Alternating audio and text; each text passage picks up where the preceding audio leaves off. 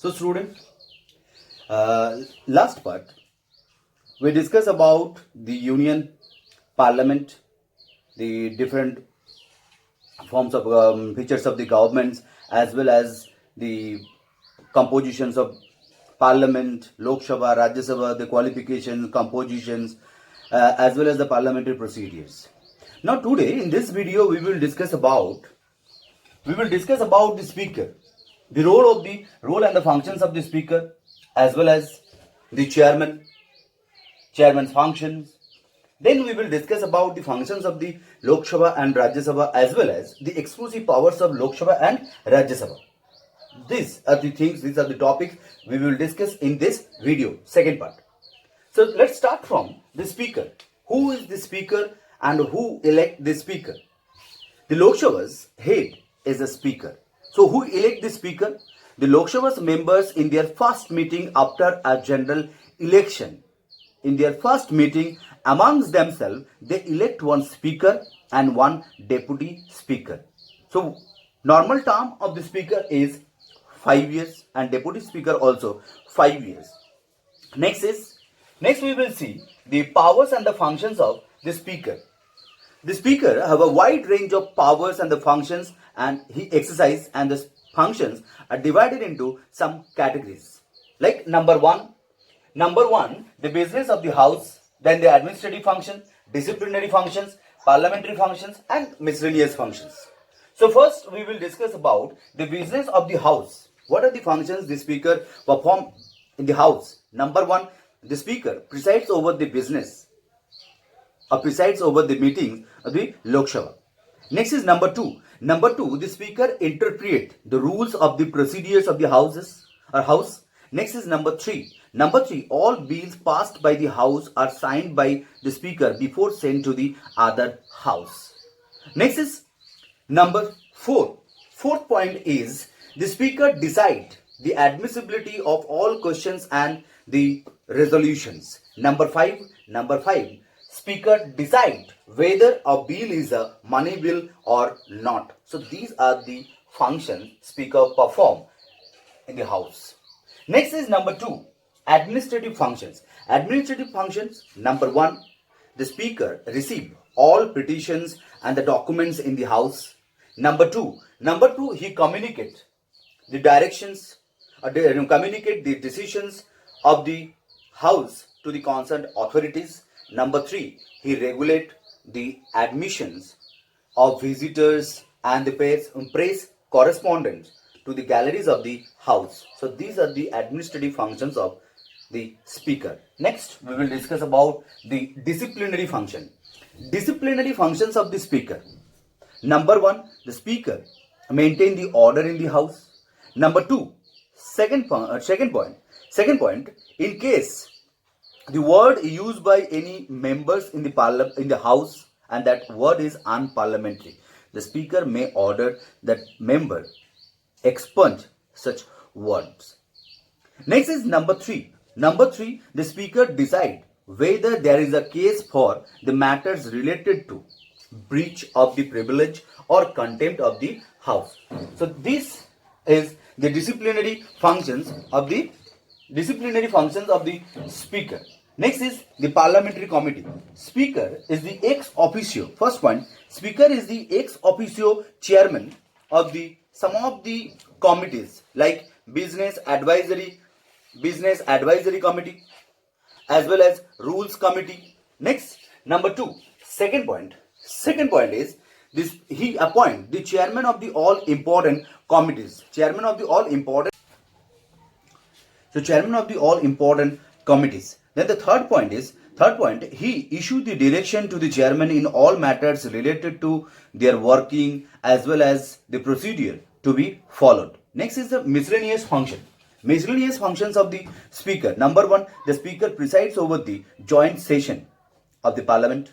Next is number two, in consultation with the chairman of the Rajya Sabha, he nominate the personnel for Rajya Sabha. Next is number three, he presides over the conference of the presiding officers. So these are the miscellaneous functions of the speaker. Now next we will discuss about the chairman. Rajya Sabha, in previous video we discussed the composition, terms, as well as the members, etc. So now the question is, who is the head of Rajya Sabha? Rajya Sabha's head is the vice president. But vice president is not the member of Rajya Sabha. He is a ex officio chairman of Rajya Sabha. So Rajya Sabha in their first meeting, Rajya Sabha's members among themselves elect one deputy chairman. In absence of vice president, deputy chairman look after the functions or run the business in the Rajya Sabha. Next is the powers and the functions of the Lok Sabha and Rajya Sabha. Lok Sabha and Rajya Sabha together perform lot of functions. First, the functions are actually divided into some categories like legislative powers, then number 2, financial powers, number 3, judicial powers, number 4, electoral functions, number 5, amendments of the constitutions, and number 6 is the control over the executives. Control over the executive. So first we will discuss the legislative power of the parliament or the Lok Sabha and Rajya Sabha. Which all bills other than money bills can be originate in the either house, Lok Sabha or Rajya Sabha. Which no bill can become a law without the approval of the two houses, and at last it should be signed by the president. Then a bill will become an act. So the parliament is competent to make laws. Number 1, first point, matters in the union list. Matters in the union list, the constitution divided the powers, legislative powers between the union and the states by making 3 lists: union list, state list, and concurrent list. So first points we will discuss matters in the union list. So union legislature or union parliament have an exclusive power to make laws. The subjects mentioned in union list. How many subjects mentioned in union list? 97 subjects mentioned in union list, like foreign affairs, defense, currency as well as railways, etc. Next is matters in concurrent list. You know that in concurrent list, both union as well as state legislature both can make laws. But how many subjects mentioned in concurrent list? 47 subjects. 47 subjects mentioned in concurrent list. Subjects like education, then newspaper, as well as welfare of the people, marriage, divorce, petitions, etc. So on these subjects, both can make law, but if any problem arise, any conflict take place between union legislature and the state legislature regarding any subjects, so always union legislature will prevail, because union legislature is more powerful than the state legislature. Next is the residuary power. There are few subjects that didn't mention any of the 3 lists, not in union list, not in state list, not in concurrent list. So because that subjects were actually came up after the enforcements of the Indian Constitution. Subject like computer software. So such subjects are called residuary subjects, and union legislature have a power to make laws about those subjects, and such power is called residuary power. Next is the matters in the state list. Matters in the state list. The union legislature, earlier also we discussed, the state legislature have an exclusive power to make laws in the state list subjects. 66 subjects mentioned in state list, like law and order, police, agriculture, health, etc. So, but sometime union legislature can make laws state list subjects. On which occasion? There are few occasions. Number 1, during emergency. During national emergency, the union legislature can make laws the state list subjects. Number two, if a resolution passed in Rajya Sabha by 2/3 majority vote that a subject in state list that day by day getting a public importance.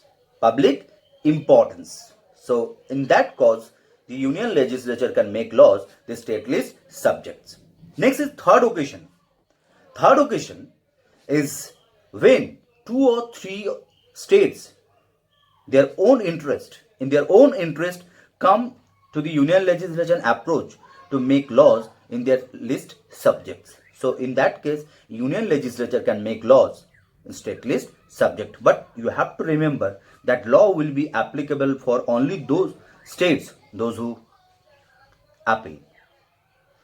Next is number 5, fifth point, ordinance. The president can issue ordinance. And what is ordinance and when the president can issue ordinance? The ordinance, it's a formal order and it has same status as an act. Same status as an act. And when the president can issue ordinance, the president can issue when the parliament two houses are not in session. But before issue ordinance, the president should put the bill front of the parliament for approval. Now, next we will discuss about the financial powers of the Lok Sabha and Rajya Sabha. Now, first point in financial power. First point is the budget. But the parliament passes the union budget. What is budget? Budget is a budget actually containing the estimates of earning and expenditure of the government for ensuing year, and that always put up before parliament or Lok Sabha by the parliament. Next is number two. Second point is the supplementary grant. But if the amount sanctioned or authorized by the government for the current session or current financial year, but in the middle of the courts, it's found that money or that amount not sufficient. So the government may make a fresh demand, and that is known as the supplementary grant. Now, third point, vote on account. If the union budget it is not passed before the 1st April. Every year the union budget should pass before 1st April. So if the union budget not passed before 1st April, so there will be no money for the executive to use. And in that case, there is therefore advice that is known as the vote on account, which advise the executive to draw fund from the consolidated funds of India until the union budget passed or not passed. Now next is the fourth point. Fourth point is the salary. The salaries and the allowances of the ministers, MPs are determined by parliament. Next is the fifth point, permissions of the taxes. So without the approvals of the parliament, the government cannot impose any kinds of taxes. So these are the financial powers of the Lok Sabha and Rajya Sabha. Next is the judicial powers of the parliament. Number one, impeachment of the president. Which the parliament performs some judicial functions and it has the right to remove the president from the office through a procedure. The procedure name is impeachment. So what is impeachment? Impeachment is a procedure by which the president can be removed from his office. What is impeachment? What is the procedure to remove president from his office? This one we will discuss on next chapter, president chapter, your civics second chapter. Next is second point. Second point is removal of the judges of Supreme Court. But the parliament can remove the judges of the Supreme Court and the High Court, Chief Election Commissioner and the Comptroller, etc. Why? On which ground? If it's found they are guilty of violating the provisions of the Constitution. Next is number 3. Third point is the punishment. But the parliament can punish a person for obstructing the work of the parliament or showing disrespect to the house. Next is fourth point. Next is fourth functions is electoral function, which the parliament has to perform certain electoral duties also. The number 1, parliaments of India along with the state legislative assemblies, they elect the president. Number 2, The parliament, two houses, Lok Sabha and Rajya Sabha, together elect vice president. Next is number three.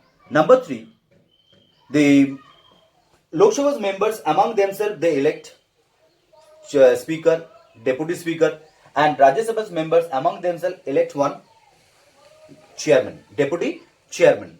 Now, next is fifth function is amendment of the constitution. Which both the houses of the parliament can amend the constitution. But the amendment must be passed each house by a majority of the total membership.